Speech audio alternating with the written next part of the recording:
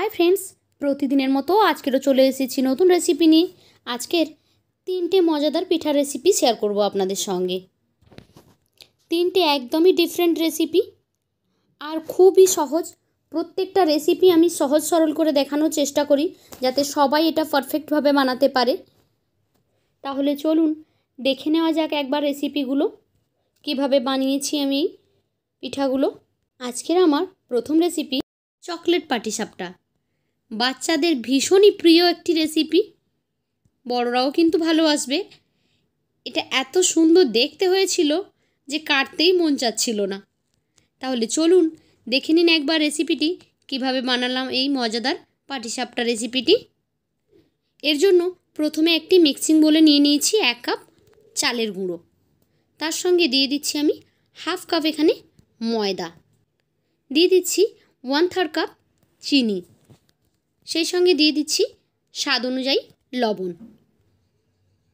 এই সমস্ত উপকরণের সঙ্গে অল্প অল্প জল দিয়ে একটা ব্যাটার তৈরি করে নেব। খুব বেশি ঘন নয় আবার পাতলা নয়, এরকম একটা ব্যাটার তৈরি করে নিতে হবে। জলটা একসঙ্গে দিলে ব্যাটারটা পাতলা হয়ে যাওয়ার চান্স থাকে, সেই জন্য অল্প অল্প করে জল দিয়ে ব্যাটারটা আমরা তৈরি করে নেব। এখন এই ব্যাটারটাকে একটা সাইডে আমি সরিয়ে রেখে দিচ্ছি। এখন এই পাটিসাপটা পিঠার একটা পুর বানিয়ে নেব। তার জন্য একটি কড়াইতে আমি 1/3 কাপ জল নিয়েছি, দিয়ে দিচ্ছি এখানে 2 টেবিল চামচ মতো চিনি। খুব বেশি চিনি দেব না এখানে। এখন এর মধ্যে দিয়ে দিচ্ছি 1 কাপ গুঁড়ো দুধ। জলটা হালকা গরম আছে। এখন এই গুঁড়ো দুধটাকে খুব ভালোভাবে এই জলের সঙ্গে মিক্স করে নিচ্ছি। আপনারা চাইলে কিন্তু লিকুইড দুধটাকে ঘন করে নিয়ে তার মধ্যে হাফ চামচ সুজি দিয়েই খিরসাটা বানিয়ে নিতে পারেন। আমি এখানে গুঁড়ো দুধটা ব্যবহার করেছি, এটা খেতে অনেক বেশি টেস্টি হয়।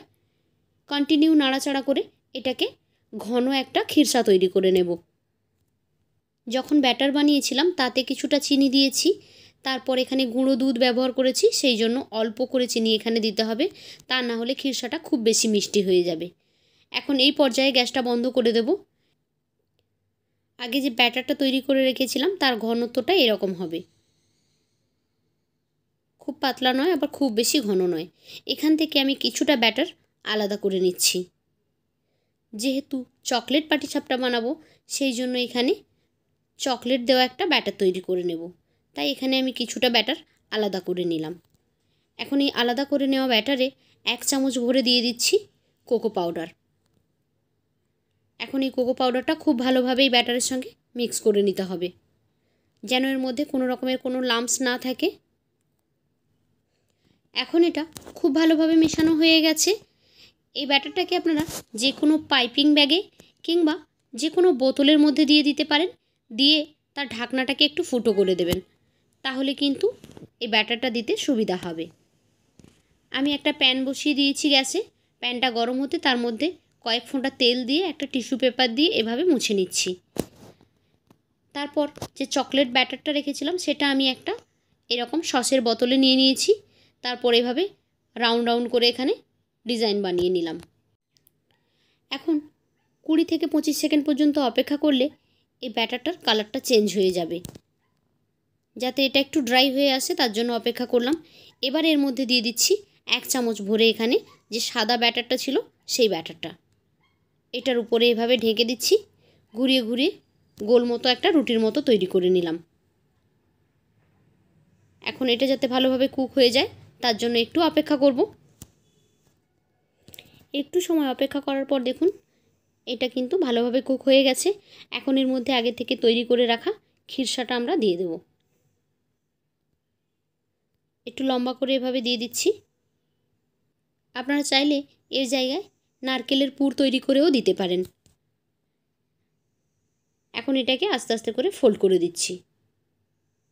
দেখুন কত সুন্দর হয়েছে দেখতে, এটা ভীষণ সুন্দর হয়েছে দেখতে। আর যেহেতু চকলেট দেওয়া, এতে তো কোনো কথাই হবে না বাচ্চাদের। বাচ্চারা পিঠা খেতে না ভালোবাসলেও এরকম যদি চকলেটের পিঠা পায় তাহলে কিন্তু ওরা লুফে নেবে। এই যে রেডি হয়ে গেল একটা পিঠা। একই রকমভাবে এখানে বাকি পিঠাগুলোও আমি রেডি করে নেব। আরও একটা পিঠা আমি একই রকমভাবে এখানে তৈরি করে নিচ্ছি। সেমভাবে আপনারাও খুব সহজে এই পিঠাটা কিন্তু বাড়িতে তৈরি করে নিতে পারেন। এই তো রেডি হয়ে গেল আরও একটা পিঠা। একই প্রসেসে সব পিঠা আমি রেডি করে নিয়েছি। তো কেমন লাগলো আপনাদের কাছে আজকের আমার এই রেসিপি? যদি ভালো লেগে থাকে তাহলে লাইক, কমেন্ট অ্যান্ড শেয়ার করবেন।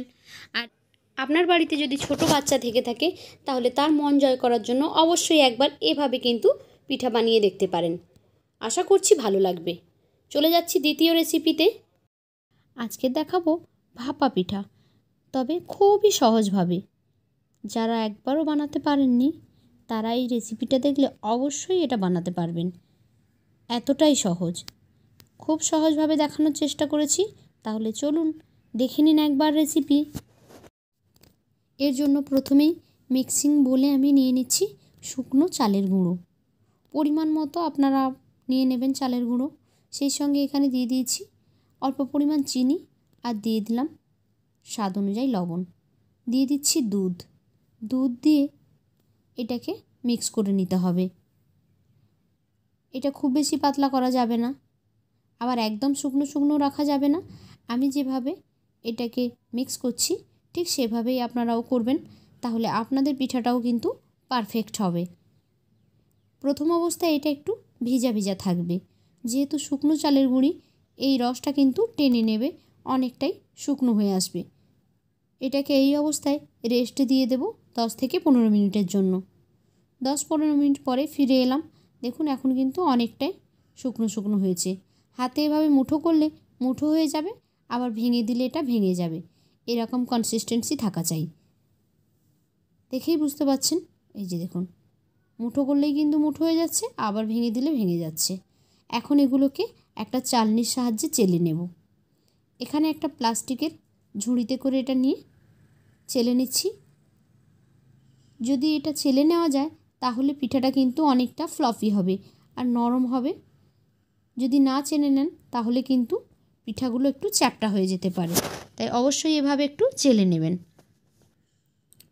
এইভাবে সমস্ত চাল গুঁড়োর মিশ্রণটাকে এখানে কিন্তু চেলে নেব। পুরো চালের গুঁড়িটাকে এখানে চেলে নিয়েছি আমি।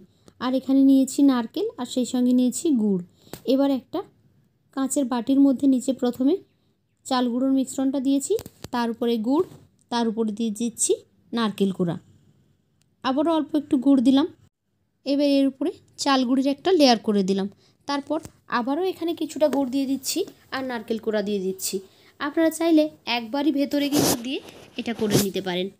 আমি বারবার দিলাম, তাহলে পিঠাটা যতটাই খাবে ততবারই নারকেল কোড়াটা মুখে আসবে।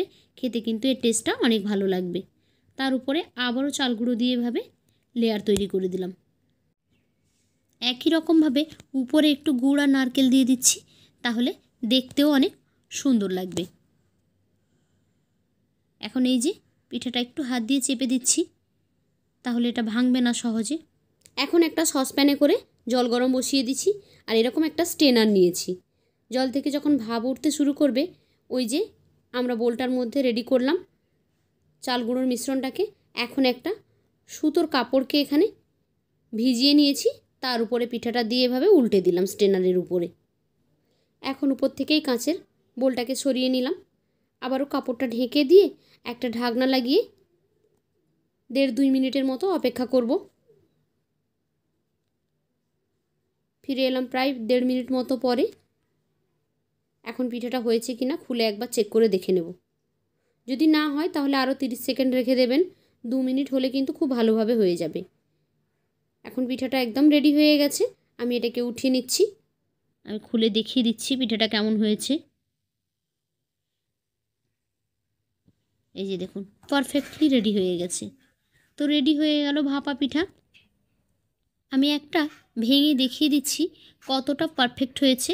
আপনারা নিজেরা দেখলেই কিন্তু বুঝতে পারবেন। এই যে দেখুন নারকেল আর গুড়ের লেয়ারটা প্রত্যেক পাটে পাটে বোঝা যাচ্ছে। খুবই সুন্দর হয়েছে, ভীষণই টেস্টি। আপনারাও একবার অবশ্যই বানিয়ে নেবেন। তো চলে যাচ্ছি আজকের পরের রেসিপিতে। এই শীতে যদি পিঠে খেতে ইচ্ছে করে আর হাতে একদমই সময় না থাকে, তাহলে 5 মিনিটে বানিয়ে নিতে পারেন এই পিঠাটা। কি ভাবছেন ভুল বলছি? না না, একদমই ঠিক বলছি। কিভাবে 5 মিনিটে এই পিঠাটা আপনি রেডি করে নিতে পারেন সেটা দেখিয়ে দিচ্ছি, চলুন দেখে নিন একবার। আর অবশ্যই আপনারাও কিন্তু এভাবে একবার বাড়িতে ট্রাই করে দেখবেন। তো চলুন দেখে নিন একবার রেসিপিটি। এর জন্য প্রথমে একটি মিক্সিং বোলে আমি নিয়ে নিয়েছি 1 কাপ পরিমাণ চাল বাটা। আপনারা চাইলে কিন্তু এখানে শুকনো চালের গুঁড়িটাও ব্যবহার করতে পারেন, তাহলে সময়টা অনেক কম লাগবে। দিয়ে দিলাম 1/3 কাপ চিনি, সেই সঙ্গে দিয়ে দিচ্ছি এখানে একটা ডিম। এটা কিন্তু অপশনাল, চাইলে আপনারা দিতে পারেন, না চাইলে নাও দিতে পারেন। দিয়ে দিয়েছি 1/2 কাপ ময়দা আর পরিমাণ মতো লবণ। এখন এই সমস্ত উপকরণকে খুব ভালোভাবে মিক্স করে নিচ্ছি, একটা পাতলা ব্যাটার তৈরি করে নেব। যদি জল লাগে তাহলে দিয়ে দেবেন অল্প অল্প করে। ব্যাটারের ঘনত্বটা হবে ঠিক পাটিসাপটা পিঠার ব্যাটারের মতো। লাগলে অল্প অল্প করে জল দিয়ে আপনারা পাতলা একটা ব্যাটার তৈরি করে নেবেন। ব্যাটারটা একদমই রেডি হয়ে গেছে। এখন আমরা এর মধ্যে দেওয়ার জন্য একটা পুর তৈরি করে নেব। তার জন্য নিয়েছি প্রথমে নারকেল কোড়া, দিয়ে দিলাম কিছু কাঠবাদাম কুচি, দিয়ে দিলাম গোটা চীনাবাদাম, কয়েকটা কিশমিশ, আর দিয়ে দিচ্ছি 2 চামচ মতো গুঁড়ো দুধ। এখন এই সমস্ত উপকরণকে খুব ভালোভাবে একসঙ্গে মিক্স করে নেব। একটা চামচ দিয়ে মিক্স করে নিচ্ছি। মিক্স করা হয়ে গেলেই কিন্তু পুরটা রেডি। যেহেতু বলেছি 5 মিনিটে পিঠা তৈরি, সেই জন্য ভিতরের পুরটাকে আমরা এভাবে রেডি করলাম, না হলে এটাকে কড়াই দিয়ে আমরা রান্না করতাম।